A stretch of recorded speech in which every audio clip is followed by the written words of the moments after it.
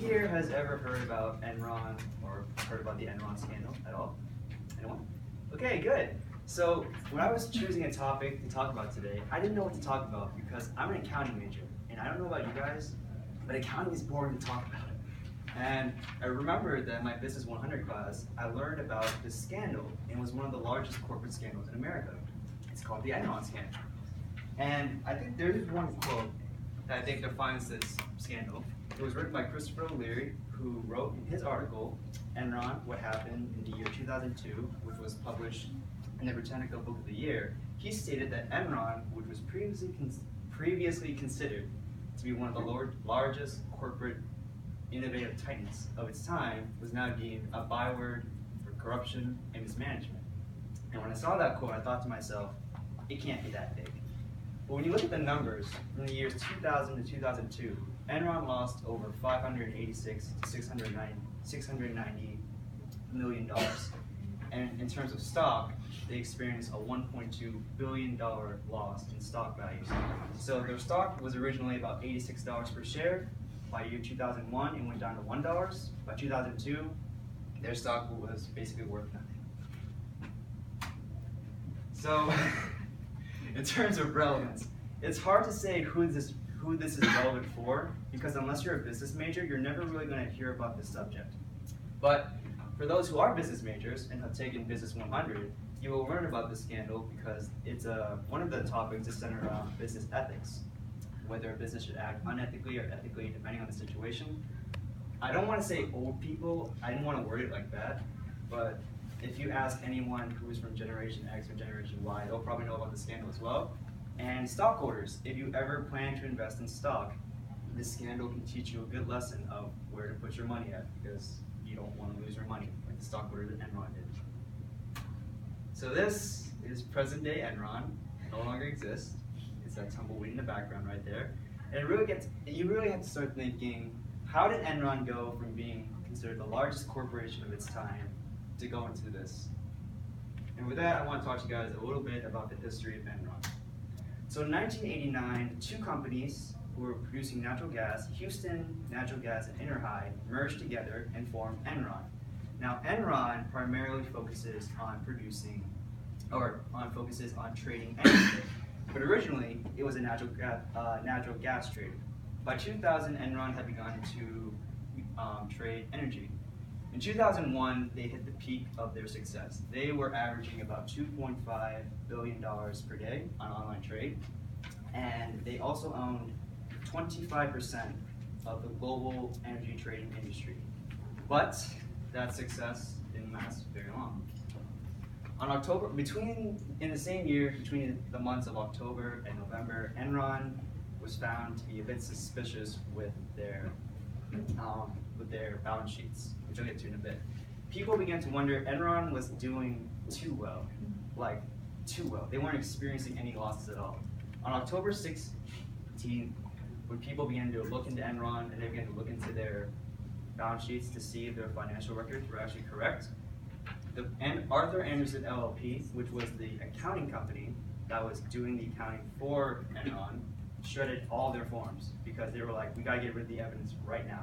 People are onto us. On October 22nd, the Securities and Exchange Commission government had to get involved because they were now investigating Enron for fraud. In 2002, Enron collapsed completely. Massive unemployment. Both Enron and Arthur Andersen LLP were taken to court, and like I mentioned before, the stock value completely collapsed. So, ignore the face for a minute. I want to talk to you guys about how the scandal actually took place. So you have Enron up here, and what Enron has is called a balance sheet. Now in accounting, a balance sheet is basically just all of the company's assets, funding, all the money they have. You don't need to know what that equation is, really. You just need to know that when you look at a balance sheet, all the numbers have to balance up. Enron's numbers didn't balance up at all. When people came to check their numbers, they were really off. So what Enron did was Enron had losses, but they didn't put those on a sheet. Enron took all of their debt obligations and pushed them onto special third-party partnerships. And these partnerships were also generating revenue through selling contracts as well. So Enron, revenues and their losses were fluctuating up and down. They weren't really balanced. At the same time, like I mentioned before, the company that was doing auditing work for Enron was in on the scandal as well. So they didn't really report any of these mismanagements to the companies. They kind of just went along with it. So some lessons that you should learn from Enron is that companies need to identify risk. And risk is a factor that's not just present in Enron, it's a factor that's present in any decision you make. So when you think about gambling, for example, when you're about to make a payoff, there's a risk to that. You're not always going to get a payoff. And the second lesson is that accounting companies should either do auditing or consulting. They're never supposed to do both. And there's a reason for that, which I'll get to in a bit. After the Enron scandal was resolved and investigations were taking place, the Sarbanes-Oxley Act was passed as a legislative measure to prevent corporations from committing large-scale scandals.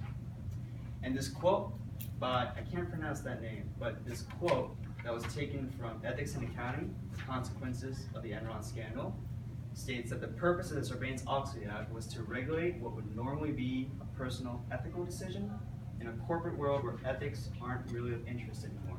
And all that says is Enron was able to do what they did and get away with it because there was no law to regulate how Enron acted ethically.